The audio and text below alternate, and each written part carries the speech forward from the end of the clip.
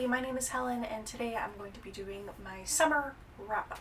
I have not been reading a whole lot lately, so that's why this wrap-up is one, late, and two, like several months at once. I am going to be covering from July right through until the end of September, and then hopefully things will be a little bit more normal after that.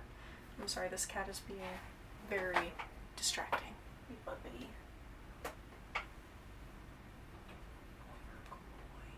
So let's kick things off with July. The first book that I read was Listen to Your Heart by Casey West. I read this because I read The Fill-In Boyfriend back in May, and I really enjoyed it, and I bought a bunch of Casey West books after that, and so this was the next one that I picked up because I had heard very good things about it from the girls over at the Owl Crate channel, and this one was a little bit disappointing for me. I didn't hate it by any means, but it wasn't as good for me as Fill-In Boyfriend. The writing felt a little bit more stilted in this one, and I couldn't quite get into it as easily, and I thought I was really going to enjoy it. I knew that it had podcasts, and I love podcasts and stories, so I was just very excited for it, and I did enjoy the podcast sections of it.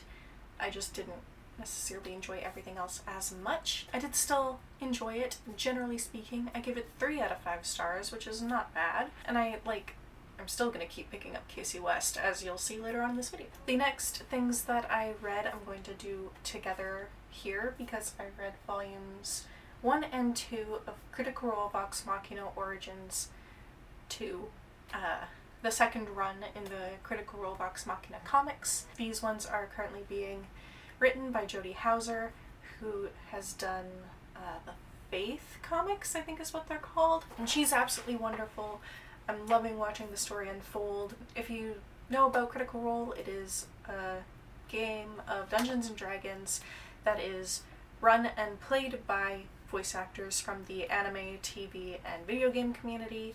They're all super well known, they're all incredibly talented, and they have a comic book series, obviously, that is being run, which is telling the story from before their campaign started airing. And they recently had a Kickstarter where they raised $11 million to create an animated series based on their first campaign. So these 2 volumes further the story from before their campaign started. It's getting into the storyline of Grog, who has been cursed, and they need to go and find a way to uncurse him. Both of these volumes were really, really good. I gave the first volume 5 stars, and I gave the second volume 4 stars. The next book that I read in August, and it is Red, White, and Royal Blue by Casey McQuiston.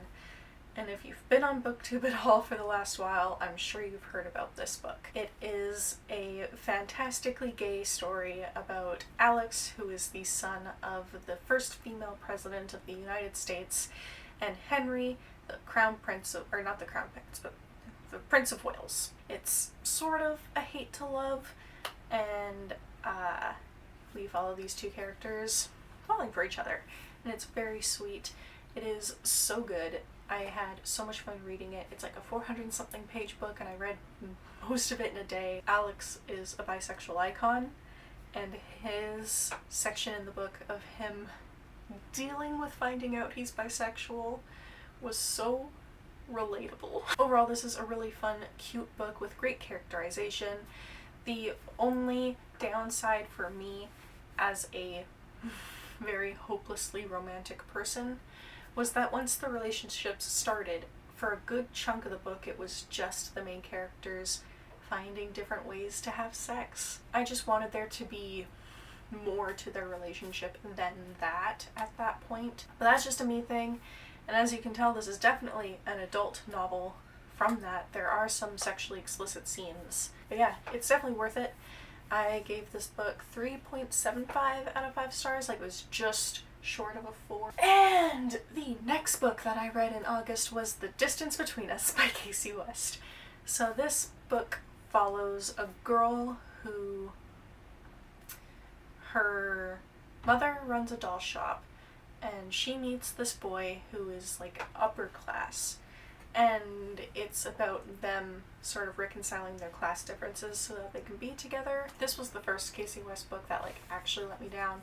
I was not a big fan of it. I was kind of expecting a road trip novel going into it because of the title and the cover, but that's not what I got at all. It just didn't give me enough of a reason to care about these two characters getting together, and for that reason I gave it 2 out of 5 stars. The next book that I sort of started reading was Permanent Record by Mary H.K. Choi.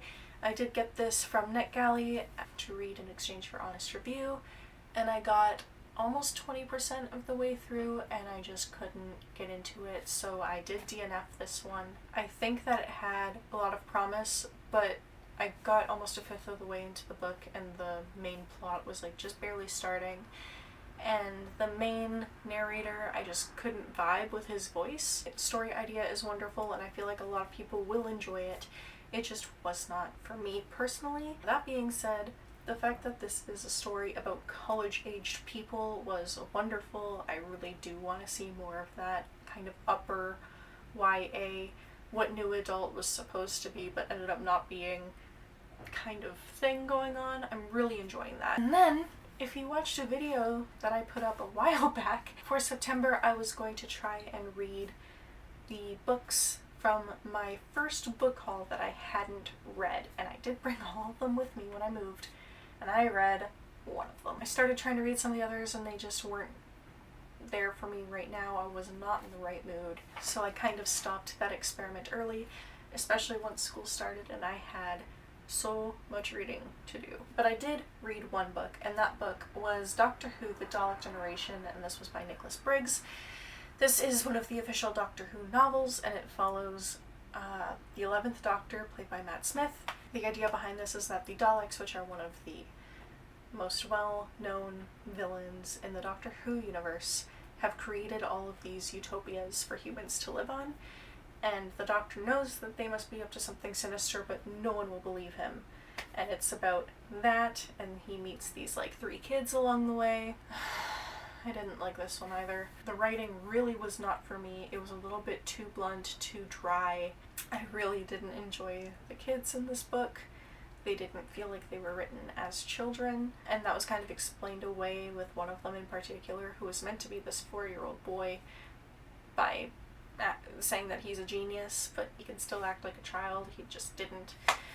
And it was a really frustrating read, especially because the idea was there. Like, the Daleks creating utopias for humans is so bizarre, and I really wanted to like it, but I did not. I gave this one 2 out of 5 stars as well. And then for school, I read The Bloody Chamber and Other Stories by Angela Carter. This is an anthology of short stories all written by Angela Carter, and they are feminist gothic retellings of famous fairy tales, and this was so interesting.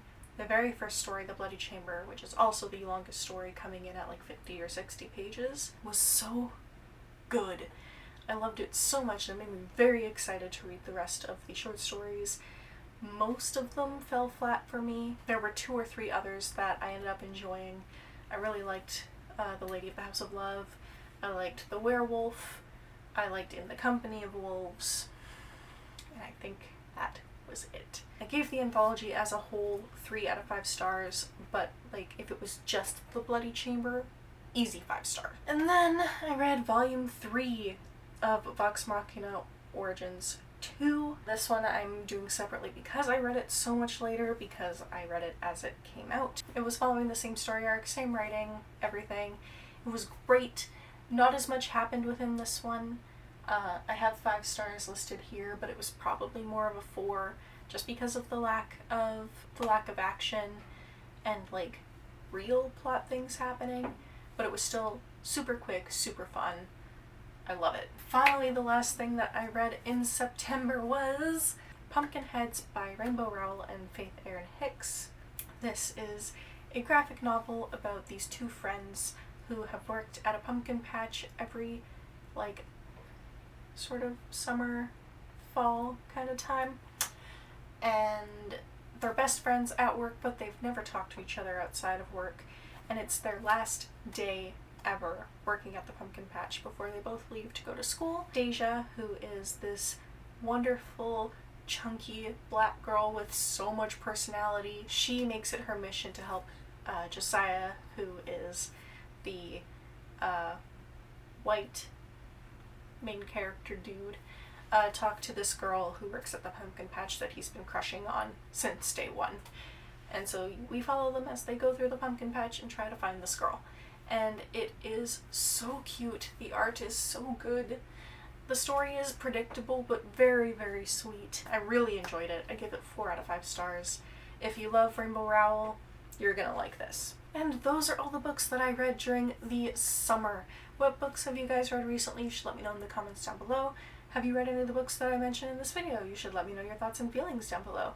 I do respond to every comment on my videos, and I absolutely love hearing from you. Don't forget to hit like and subscribe if you like what I'm doing here on this channel, and I will see you soon with a new video. Bye-bye!